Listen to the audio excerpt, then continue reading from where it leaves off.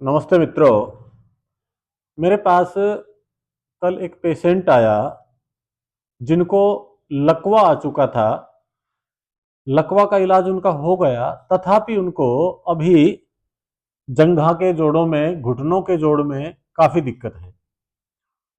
वो बता रहे थे कि मुझे पैर उठा करके किसी बाइक आदि पर बैठने में समस्या आती है, पैदल चलता हूं तो कदम नहीं उठा सकता, इस प्रकार की दिक्कत है। लंबी कदम रखने में समस्या है। यानी कहने का भाव क्या है कि नितंब के जोड़ में और घुटनों में टखने पर्यंत उनको जाम जैसी स्थिति अनुभव हो रही है। तो आज उसी संदर्भ में मैं आपको कुछ जानकारी देने का प्रयत्न करता हूं, ताकि इस तरह की समस्या से जो भी व्यक्ति पीड़ित हो, परेशान हो, वो ठीक हो सके, वो अपनी सामान्य जीवन बिता सके। तो आइए प्रारंभ करते हैं।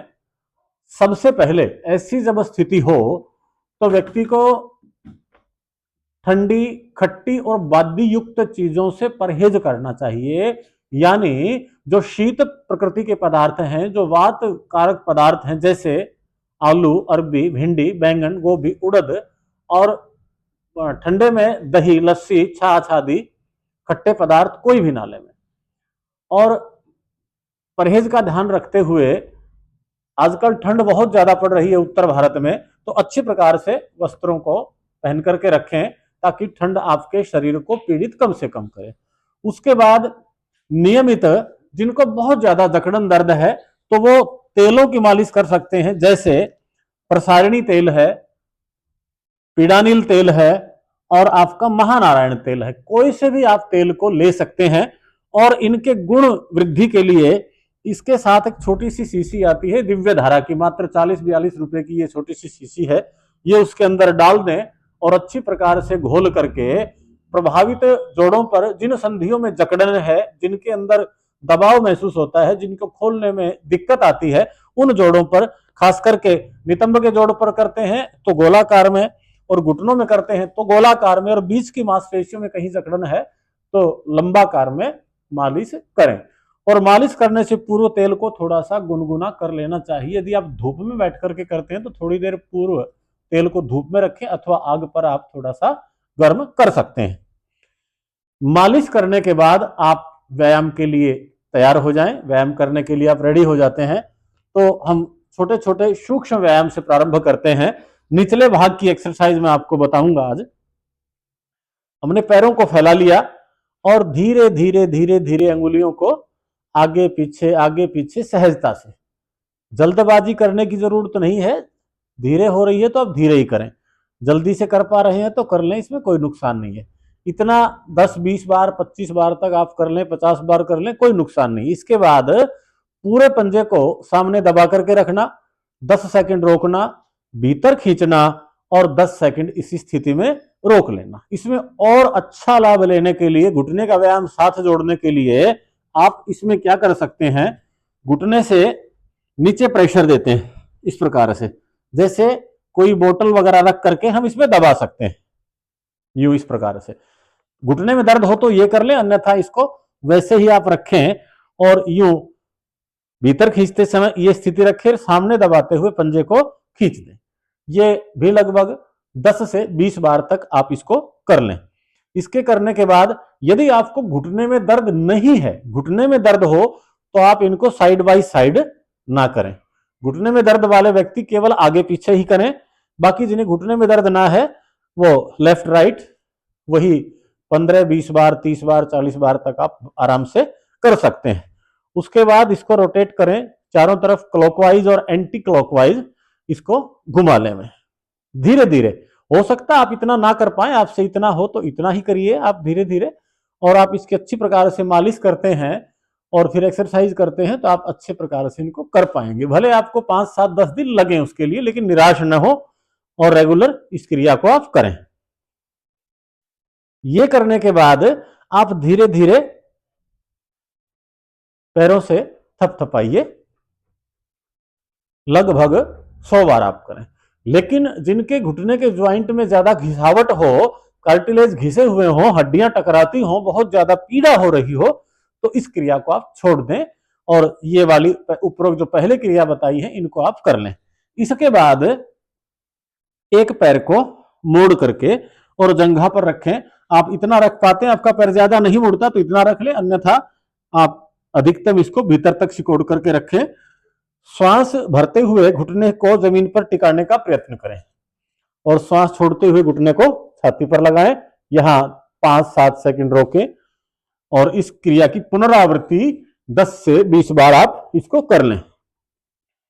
इसके बाद इसको एक हाथ से पंजे को पकड़ लें, दूसरे हाथ को घुटने पर रख लें और यूं गोलाकार में इसको आप घुमा लें। इसको 10 बार कम से कम आप करिएगा।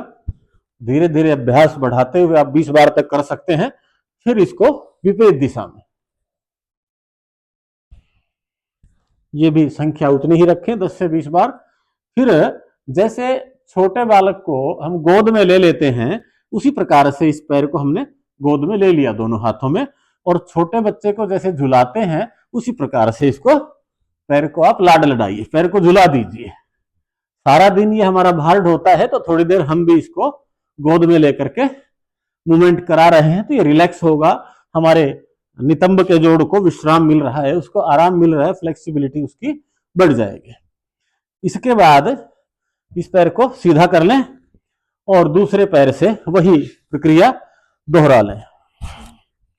नीचे दबाते समय श्वास को भर लें, ऊपर खींचते समय श्वास को छोड़ दें। इस प्रक्रिया का आप ध्यान रखें। फिर ये अगला गोलाकार घुमाने वाला और फिर ये झुला लेने वाला। इसके बाद अगली क्रिया बटरफ्लाई तितली आसन। जिन्हें अत्यधिक घुटनों का दर्द हो तो वो तितली आसन ना करें, इस बात से परहेज रखें।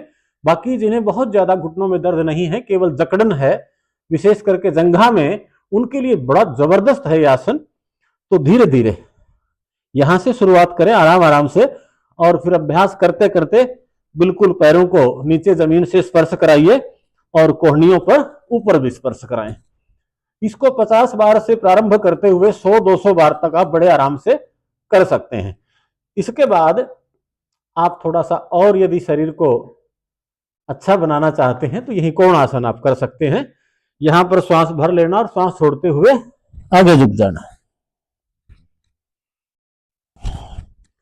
यदि आपका शरीर अनुमति नहीं देता, यदि आपको कमर दर्द है, सर्वाइकल स्पॉन्डिलोलाइटिस है, तो आगे न झुके, इस बात का ध्यान रखेंगे। इसके बाद आप इस प्रकार से कर लें। विशेष करके ये जंघा वाले जोड़ के लिए एक्सरसाइज है, जिनके ये जोड़ जाम होते हैं ना, उसके लिए बहुत अच्छी एक्सरसाइज है। इस प्रकार से आप पीछे हाथों को टिका लें, आपके नितंब टिके हुए हैं, और घुटने को दबाते हुए जितना पैर सिकोड़ सकते हो, आपकी शरीर की सामर्थ्य के अनुसार पैरों को सिकोड़ लें और यूं दबा दें। श्वास खाली करते हुए, श्वास भरते हुए पुनः ऊपर रखें और श्वास छोड़ते हुए दूसरी तरफ टिकाएं। इसमें यूं ना करें, एडी को टिकाए रखें और यूं दबाते रहें। 10-10 बार, 20-20 बार आपकी क्षमता अनुसार अभ्यास करते हुए धीरे धीरे गिनती को बढ़ा लें। जब इसमें आप आराम से कर सकते हैं, फिर धीरे से नितंब को भी उठा लेना है इसमें, और नितंब उठा करके फिर उसी प्रकार इस एक्सरसाइज को सप्ताह 10 दिन के अभ्यास के बाद इसको जोड़ लें।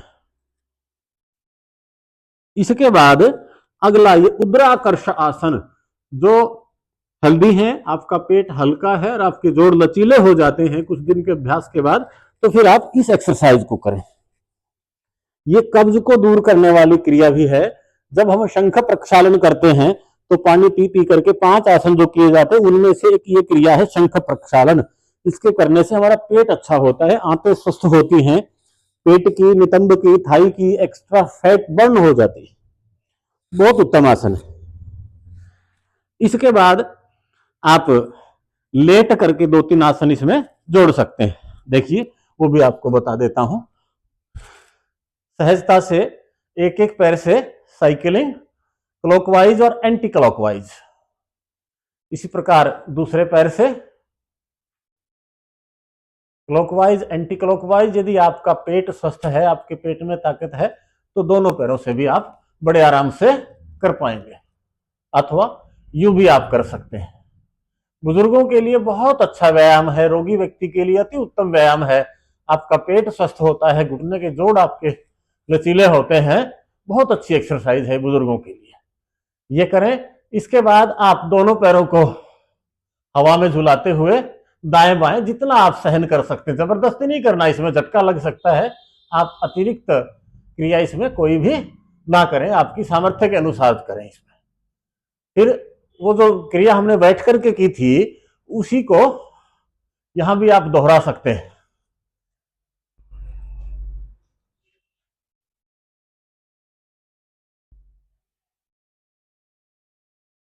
तो इस प्रकार से दूसरी और भी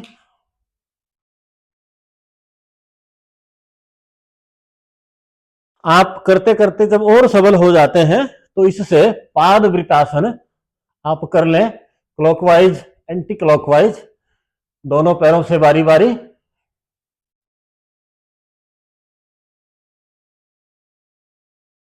इतना अभ्यास आप कर लेते हैं तो आपकी जंघा के जोड़ से लेकर के आपके घुटने के जोड़ से लेकर के टखने के जोड़ पर्यंत आपकी बहुत अच्छी एक्सरसाइज हो जाती है। मैंने आपको 2-3 पहले वातनाशक तेल बताए थे, इनसे आप मालिश कर सकते हैं यदि आपको ज्यादा तकलीफ है तो। यदि आपको सामान्य तकलीफ है, हल्की जकड़न है, तो आप केवल तिल के तेल का ही प्रयोग कर लें, इसी से आप स्वस्थ हो जाते हैं, इसी से आपके जोड़ लचीले बन जाते हैं।